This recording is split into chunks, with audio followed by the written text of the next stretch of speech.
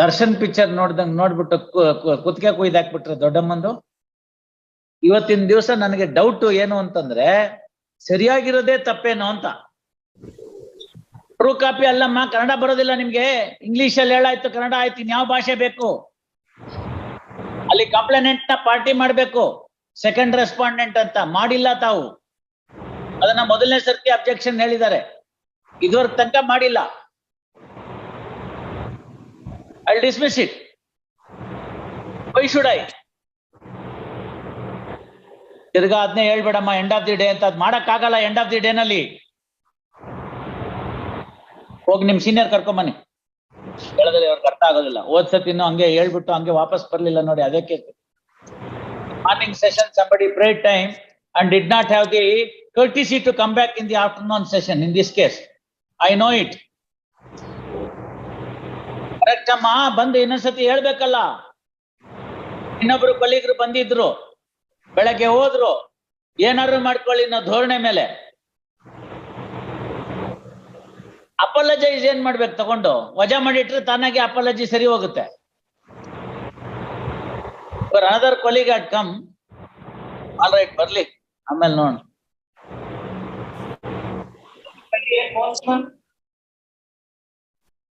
ಅವ್ರ ತಾಯಿನ ಅವ್ರ ಕಣ್ಮುಂದೆ ಕೊಂದಾಕಿರೋ ಕೇಸ್ ಒಳಗಡೆ ಹೆಂಗೆ ಹೇಳ್ತಾಳೆ ಅವಳು?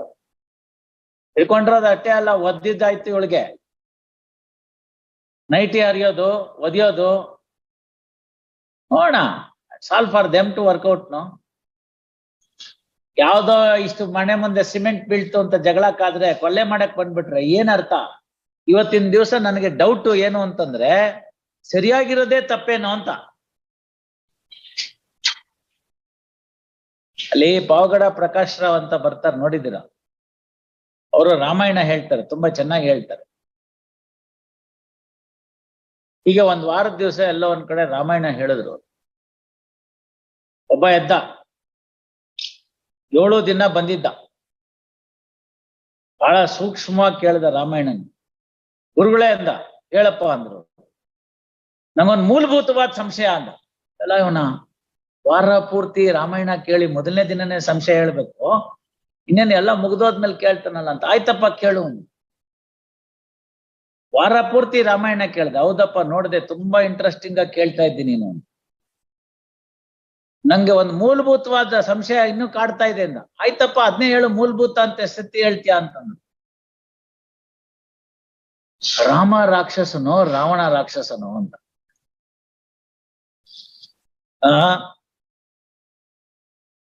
If you ask this doubt, what answer that you can give? ನೀವು ಮನೆ ಕಟ್ಟಿದಿರಿ, ಅವ್ರ ಮನೆ ಮೇಲೆ ಸಿಮೆಂಟ್ ಬಿದ್ದಿದೆ, ಎಲ್ಲ ಕಡೆ ಆಗತ್ತೆ. ಏನ್ ಮಾಡ್ಬೇಕು? ಆಯ್ತಪ್ಪ ಆ ಕಡೆ ಇರೋದನ್ನ ಕ್ಲೀನ್ ಮಾಡಿಸ್ಕೊಡ್ತೀವಿ, ನಿಮ್ ಮನೆಗ್ ಧೂಳು ದುಮ್ಮು ಬರ್ದಿರೋ ಒಂದು ಟಾರ್ಪಾಲ್ ಕಟ್ಟಿಸ್ಕೊಡ್ತೀವಿ, ಏನೋ ಮಾಡ್ತೀವಿ, ನಾಳೆ ನೀವು ಮನೆ ಕಟ್ಟುವಾಗ ನಾವು ಸಹಾಯ ಮಾಡ್ಬೇಡ್ವಾ ಅಂತೇಳಿ ಸಮಾಧಾನ ಮಾಡೋದ್ ಬಿಟ್ಬಿಟ್ಟು ದರ್ಶನ್ ಪಿಕ್ಚರ್ ನೋಡ್ದಂಗ್ ನೋಡ್ಬಿಟ್ಟು ಕುತ್ತಿಗೆ ಕುಯ್ದಾಕ್ಬಿಟ್ರೆ ದೊಡ್ಡಮ್ಮಂದು.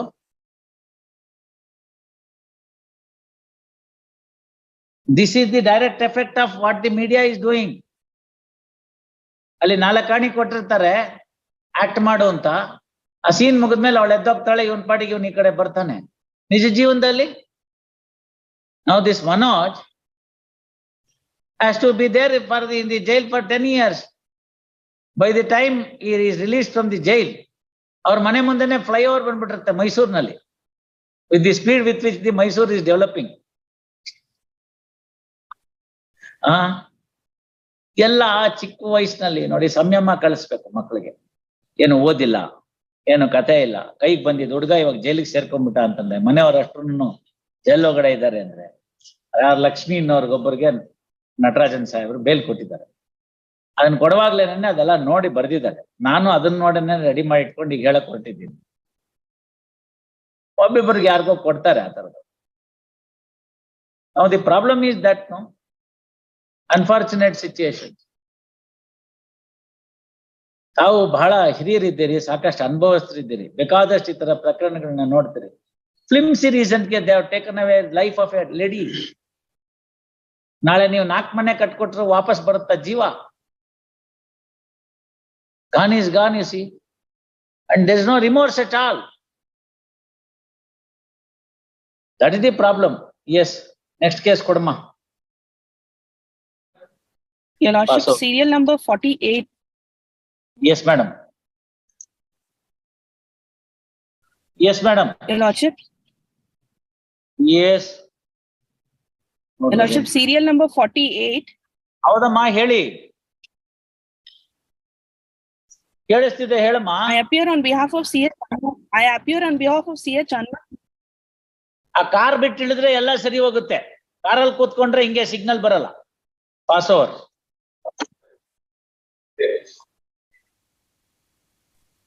May I make a small submission, Your Lordship?